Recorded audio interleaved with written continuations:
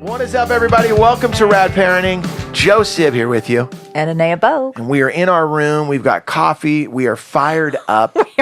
We're excited. I'm almost as wired up as you are, like, on the regular. No, just so you guys know, whenever Anaya shows up for the show, the first thing that I do is yell, fresh pot.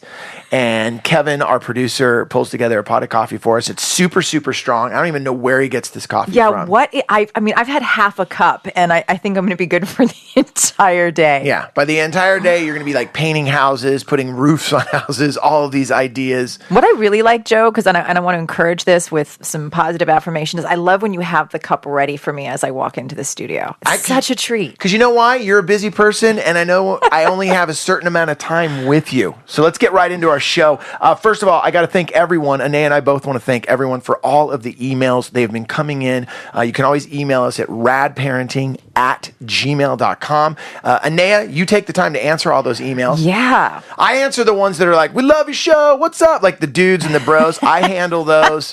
And Anaya handles the actual real questions that we get, and it's been great because I actually read all of your responses. Yes, and I love them. I'm so glad you do. And I just want to, in fairness, I want to point out that we also get really great emails from dads. Yeah. So it's not just the guys that are sending the like, yo, Joe, what's up? Yeah. There's also dads that have sent some very thoughtful emails. I've been happy to read. Definitely. And today's show, we're actually going to take one of the emails that we got from one of our listeners and dive into a whole show that I think originally we were just going to answer the question. And as you and I started riffing over having coffee, it turned into a show. And I'm really excited about it. One last thing I want to ask everyone too is the reviews that you've been writing on iTunes. I know that is a hassle to do. And I know that going there and figuring out how to even do it. We need to create a YouTube video on how to put a review on a podcast on iTunes. It's insane. It really isn't that hard, but because my son, just so you guys know, my son wrote, it's one of the last reviews up there. I was so proud of him. He just went on there and he goes, Dad, I wrote a review on the show. So sweet. And it was so cute. And he can figure it out, and he's a 10, I think, and 11. He's 11. Went on there, wrote a review, and all I want to say to you guys is the reviews have been amazing, and it really puts us in front of more eyeballs on iTunes. Yeah. We got the new and noteworthy because of those reviews that you guys were writing. So if you can take a second and you dig what we're doing, please sit down and just write the 2-minute review, and we appreciate it so much. Today's show, what we're going to go into is I'm going to grab this letter. It was an email. Letter. Does anyone write a letter? Welcome to 2016, Joe. Yeah. Got an email here from a woman named Kerry. And it was a great email. She had so many different thoughts and ideas about the show. And I threw out there, any ideas you have for a show, let us know. And I'm just going to read a little piece from her letter. It's from Kerry. Super, super cool. She goes into, my husband almost feels ostracized if he would rather stay at home with his baby than go out with the guys. They have a little girl. She's young. He's a new dad. Not that he never gets out. So she makes had to make that real clear. Yeah. Yep. Not that he never gets out, but there are times, especially at this age, where she's learning new things every single day, and he just wants to hang out with his kid and watch her knock over the blocks without getting made fun of by kid-less friends, like people that don't have kids are, making fun of this guy. Yep. And even sometimes his friends with kids are vibing him that he wants to spend time with his daughter. Boo. He says, can you do a show on dad shaming? Because we've used the word shaming so much on this show. I'm so glad that people are, our awareness is becoming heightened around that. So the first thing I got to ask you is, I've never heard of the term dad shaming, but when she put it in that set it up that way, I was like, I understood exactly what she was talking about right away. The first thing that runs through my mind is this guy just wants to spend time with his kids, and the circle of friends that he has is giving him an attitude and making fun of him that he wants to spend time with his daughter and not hang out with them. Right. Oops. Where does it even begin that you dive into something like that? The first thing that goes through my mind is, as a dad, if anyone ever made fun of me and my circle of friends because I want to spend time with my kids and any of that, I'd be like, hey, I don't know if you can be my, if you're going to be my friend anymore. Yeah, for sure. Where do we start in this whole dad shaming question? Right. So I think, so first of all, I love this. It's Kerry, right? That's Kerry. So love the email. Thank you so much, Kerry, if you're listening. So this starts early, and it's really a result of what we've talked a little bit about before in terms of the narrow gender roles that exist in our society. And so the whole idea of, we live in a patriarchal society. There's that word again. And in a patriarchal society, what we do, sometimes consciously, sometimes not, is we value all things, quote unquote, masculine. And we view things that are feminine, that are not masculine, as in some way inferior, or weak, less than, whatever. And so when you go into a Toys R Us, and this has been kind of a topic of conversation recently in the media, is with these, there's the boy toy aisle and the girl toy aisle. And it's absurd that we want to do things, for example, like say to little boys, you can't play with dolls. Like dolls aren't for boys. And I saw this incredible video, I was telling you about this earlier, that was on Facebook the other day. And it was this little boy who was maybe 2, I would say, and he's holding his little brother. He's like kind of reclined on the couch, and he is holding his little brother and stroking his head and kissing his little forehead and loving him up. And I thought, and I ended up sharing it saying, this is why we need to always let little boys play with dolls, because if we one day want them to be great fathers, and I think we do, then we need to let them develop their own internal sense of like wanting to nurture and care for others, the way that this little boy was just so naturally demonstrating his desire to care for his little baby brother. And what you're making a point of that I'm seeing in my own life growing up is that, sure, I had plenty of time learning how to play football, spent a lot of time learning how to play baseball, got into skateboarding, got into surfing. As just a man growing up, I never, if it wasn't left up to my own wanting to do it myself, kind of tapping into that part of me that would be a nurturing person, which I honestly feel, growing up, I was always the guy that, and we've talked about on the show, like when someone cries, not that that's the most nurturing thing, but it's hard for me to be around that as I've grown older and had kids and learned about that nurturing side of myself. But tapping into it, it's almost like going through a brick wall, and that brick wall as a man has just been made up by the way I was raised in the society of, you don't cry, your leg hurts, keep going on. You become the brick wall. A little bit.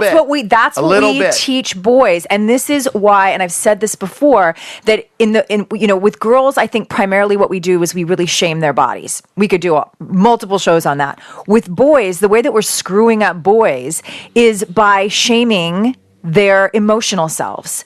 We tell little boys from the time that they're young that part of being a man is the only emotions that are acceptable to express are anger, maybe some frustration, determination, these never vulnerability. Boys don't cry, big boys don't cry, boys don't cry. I mean, all of these things that I think fathers, with the very good intentions, are just sort of repeating the things that they've heard and they've learned. Sometimes I think is a way of being self-validating. Like if I was taught this, then it better be okay, otherwise I might not be okay. And so we perpetuate some of those not so good lessons. And I feel also that with us developing our boys into the men that they're going to grow up and be, I feel now more than ever that men want their sons to be in a world where they understand what it'll be like to be a father, and that it isn't 100% about this masculine, I'm the toughest guy, I'm the strongest guy. I feel that at least... And I know that when I'm saying this, some of our listeners are like, I don't know if I'm feeling that where I'm at. I know in the circle of my friends, the fathers I'm around, that is something that we're trying to teach our sons, to be those type of men that are vulnerable and able to cry and not feel bad about it. My sons, anytime, I swear, I'll be watching a show, Super Bowl, and they'll be showing commercials that make me cry. And my kids, they see me cry constantly. Love it. So I'm the guy that has learned how to understand those type of feelings. I feel like what Kerry's husband, he's in a situation where he wants to spend time with his daughter, and the circle of friends that he has, are giving him, this bad vibe about that. What would you say Kerry says to him? Because he's got to be feeling a little bit of that old school, like, well, maybe I shouldn't say anything Right. about it. That's a tough place For to sure. be. And also, I said at the beginning of the show, like, hey, you shouldn't be with those type of friends. But come on, the guys you grow up with, you're It's on easier this, said than done. Yeah, exactly. And you're on your journey of life with your friends, and all of a sudden you have a son or a daughter, and they're, the thing you love so much, they're poking fun at. Right. He's having to push that down. What does Kerry say to him? So I think first Kerry says, like, how do you feel about that? Because I think that even to have a conversation where a man is asked to think about and express how he feels about something instead of just being a problem solver, instead of just stuffing it down, right? So there's an opportunity here for a really phenomenal conversation between Kerry and her husband, and to help him sort of like look at that. And then my wish for this man, for men in general, when they have circles of their friends who, of course, when you become a parent, you don't stop being the individual you were before. You're just, a new part of yourself is coming to the surface that this little person is bringing out, right? So I think the ideal would be that he is able to have the strength, by processing this and saying, oh, no, here's why this is valuable to me. I want to be an active part of my child's world. Being a parent is a powerful position. Being a dad to my daughter and being involved in her growth is something that is strong. It's not weak. And then hopefully he becomes a model to his friends. He can stand up and be like, dude, what about this is not, like, doesn't make sense to you? And they might stop and think the same thing. Oh yeah, like, why am I making fun of that? Why do I think that's inferior? And you know what? At that moment, I think it opens up the conversation that we just started this with. Yeah, why am I feeling that way? Well, you know what? I was raised to think this. That's right. All right, I want to go in this next part of the conversation right here. We're talking about Kerry's husband being shamed, or just Dad poked shaming. fun at. Yep. Oh, hey, man, you're going to hang out with your kids. I hear But guys say that. It's not even just poke fun. The word shaming is so important because shame is potent because it makes us feel less than. And it's different than poking fun like, oh, we're just, bugging each other, getting a rouse out of each other, or laughing or whatever. Shaming is like, there's something wrong with you. You're less than for doing what you're doing. Yeah. Yeah, you're less than me. I'm going to make fun of you. That's right. And I hear, you hear it sometimes. Oh, you're going to go home with the kids. That's what you're going to do. Okay, cool. I got to ask you this. I got friends that are stay-at-home dads. Me personally, whenever one of my best friends is a stay-at-home dad, I'm a little bit jealous. I love the fact that he has made that decision in his life to raise his two kids and to have that opportunity. And he's great with it, and he loves it. I know this. A lot of people will high five in public. Oh man, that's great that you're doing it. Behind closed doors, oh God, what's up with that? Right. He's even told me he gets vibed from people. And for everyone listening, when I say vibed, I mean made fun of, ridiculed. Sorry for putting this. Thank you for the translation. No, I know. I love it. We should have a Rad Parenting Joe-isms. I love it. Like when he's talking about wedging, that means he's hungry and he wants to eat something. When he says something is rad, he really likes it. The word vibe means ridicule. The Joe Sib Dictionary. There you go. Joe Sib isms. With this particular phenomenon, not even phenomenon, but people are doing it. Mom's going to work. Dad's going to stay at home with the kids, raise the kids. Or, hey, my partner works. I'm at home with the kids. Whatever. Those jobs are so important. Why in 2016 is there still a stigma to a stay-at-home dad? Because or even a stigma to a stay-at-home mom? Generations of programming underneath all of this, and so it's what we see. It's what we see all the time. When in fact, if we stop and think about it, and this is why it's so important to not just sort of be on autopilot, moving through life, but when you're making important decisions, whether it's, in terms of you getting married and what do we want our relationship to look like? If we want this to be a partnership, then every decision should be something, every major decision anyway, should be something that we talk about and see what makes sense for us. So for example, when we decide to have children, also a big conversation, how are we going to do this? Well, if the woman in the picture or one of the partners, because this even applies in same-sex couples, but if one person's job is going to provide more in terms just monetarily, or if there's been a bigger build, whatever the reason reasons that it makes more sense for that person to continue to work and the other parent to stay home, if you've decided it's important to have one parent at home, it should be based on that, not on, well, because I'm a man and you're a woman, this is how it should happen. And I want to be clear that it's not just men saying this is how it needs to be. Like, I need to be the one that's the breadwinner, but women having that expectation of men, because we all are affected by this programming. So it's still happening because we are not talking about why we have so many of these values and ways of doing things culturally. We just keep repeating them generation after generation and not really thinking about why we're doing them. If we stop and say marriage should be partnership, in partnership we need to make decisions, especially when it comes to our children, about what's going to be in everybody's best interest, and the opportunity to stay at home. Not an easy one. Let's be clear about that, Joan. I know when we were talking earlier, like, by no means is this a suggestion that staying at home is going to be a cakewalk. Right? Anyone that thinks it is a cakewalk, I challenge you to do it for a week. Stay home, do what your partner does, and take care of those little ones. I know this, that when my wife and I've split it up, maybe she's had to go away, or, it's just, hey, I need a break, you're in charge now. I'll tell you right now, there is a reason that my children are the way that they are, because if they were left alone with me all of the time, my patience, I'll be honest, my patience isn't what it should be. Yeah. I don't have the know-how to deal with the different changes that they are going through all of the time. The communication between me and my kids is one way, and the communication with their mother is a different way, and it works the way that it is right now. But my wife and what she's done with these two kids, sure, what I do at my job is great. Someone could be like, "Oh wow, you're really good at what you do," but you know what? I'm working with adults. Yes, I'm working with people that.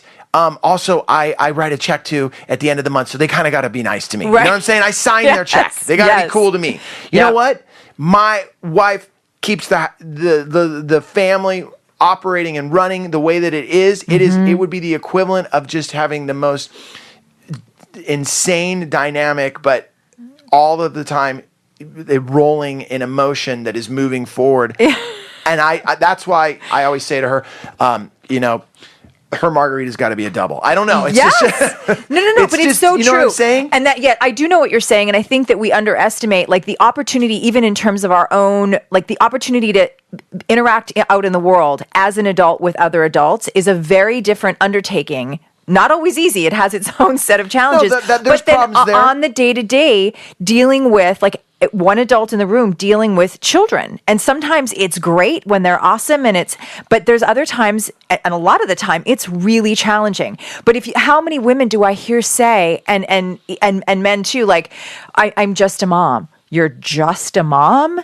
Like, are you kidding? But that it always tells me, like, this is the programming that this woman is carrying, that being a mom, having given birth, let's start there. Second of all, raising future adults is such an important task. And we have somehow diminished its value as part of this patriarchal model that we still very much live in, where we say all things that we identify as masculine are more valuable, more strong, more important than all things feminine. And we have to really take a look at how deep that programming runs, so that for our own individual benefit as adults, but certainly for our children and future generation, we are not limiting their potential to become whole human beings by placing these narrow gender roles that also have a lot of value judgment. Do you ever feel that you do not have enough time in the day to do what you're supposed to get done?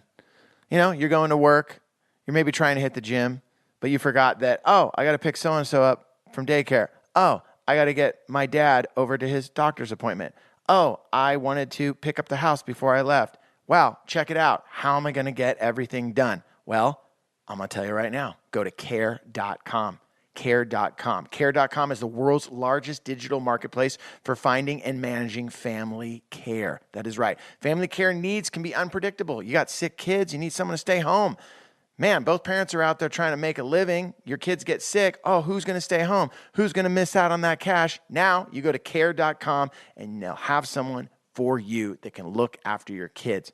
Don't stress your life away. Seriously, most working parents worry about their kids every minute of the day. you're more at ease and more focused when you know your kids or your parents or even your pets are well cared for. Best part is this, care.com provides access to a variety of background check options you can purchase to help make sure that you're making the best hiring decision. That's my favorite part right there. They're letting you know there's a million different things for you to check out on the background check options so you know who's going to be there with your kids or with your parents or with your pet taking care of the situation. Care.com. Check it out now. If you go to care.com right now, you ready for this? To save 30% off care.com premium membership, visit care.com/rad parenting when you subscribe, and you're going to get 30% off. Like I said, the world's moving a million miles an hour. You just want to take care of your kids and all the responsibilities. Let care.com help. And attached to them. The thing that I feel that is happening, and by Kerry's email, is that people are aware of it now. People are talking about it. These stereotypes of, I'm just a mom. Oh, I couldn't be a stay-at-home dad. Oh, you're just home with the kids all day. I feel that is slowly being chipped away. I do too. And at a certain time, that stereotype that those jobs aren't important and that raising kids is just, anyone can do it.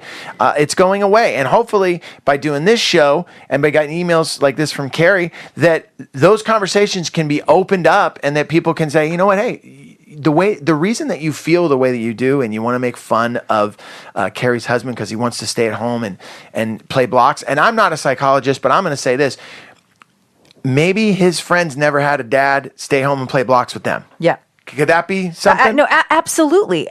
And on top of that, everywhere you look, still in mainstream media, we would have seen it, those now adult men would have seen it in various aspects of their extended family.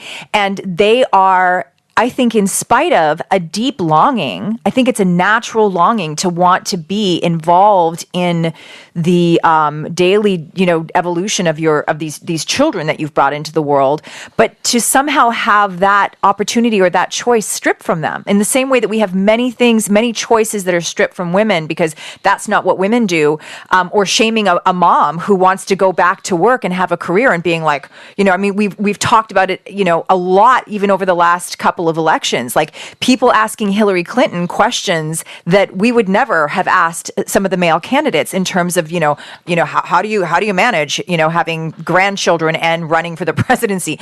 Mitt Romney has more than we can even count, but nobody ever asked him that question. So it's everywhere. But we have such a tremendous opportunity. We've said this before, that being a parent at this particular time brings with it such an incredible opportunity to do so more consciously than we've ever done, and to really just blow the doors open on the potential that our kids can potentially reach by not having narrow gender stereotypes in place. And the shaming goes both ways, like you mentioned earlier on, the shaming of mothers, shaming of fathers, whether it's a mother going back to work. I'll throw this out though. I feel that some of the moms that are stay-home moms that are listening to this right now, I feel they get shamed because maybe they had a career and it was going in a certain direction. They had their son or daughter and then decided, hey, you know what? I'm going to put a hold on my career and I'm going to just be a stay-at-home mom. I know my wife went through that. She was a makeup artist. She was working with all the top directors. It was going in a direction that was, making a lot of money too. We had two incomes going on.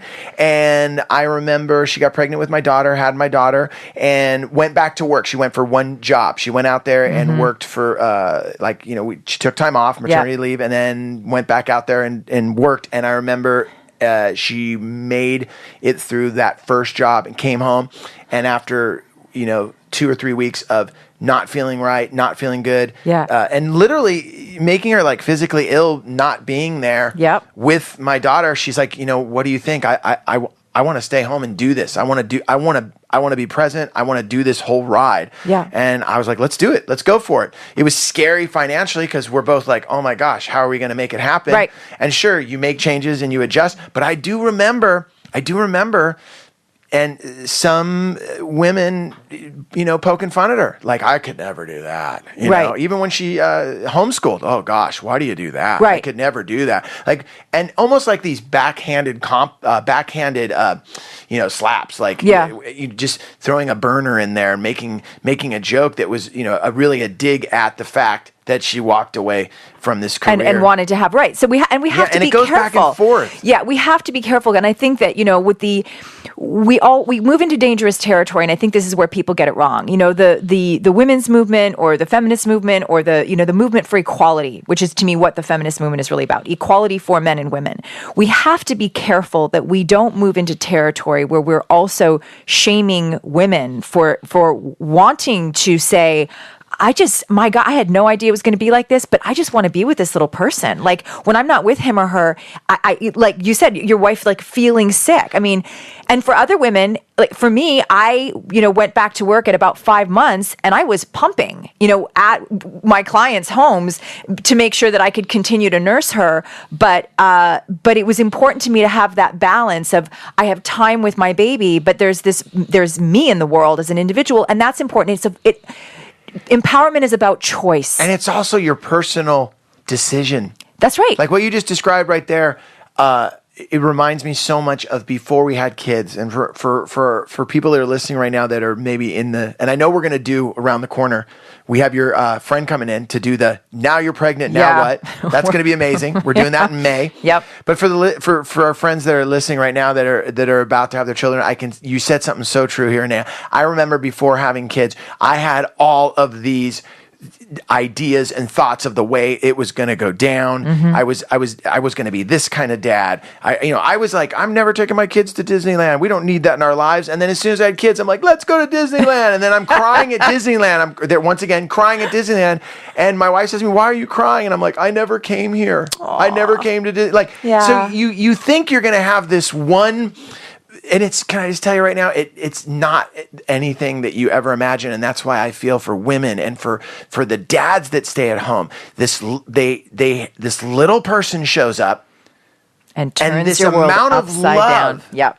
goes over your body that you never even imagined, and that's why you suddenly can walk away from that corner office and the high fives and the big check and all of that, because you're like, you know what? Honestly, I get it. That's not what matters to me. Right. Raising this little boy or this little daughter does. And those dads that make those decisions and those moms that make those decisions. And what you said at the beginning of the show, I wrote it down. Marriage is a partnership. I got to remember that sometimes, because I know sometimes the partnership in my house, both of us start trying to be like, is it a partnership or are you just running the show? And then you rewind. You go, you know what? This is mom and dad's team.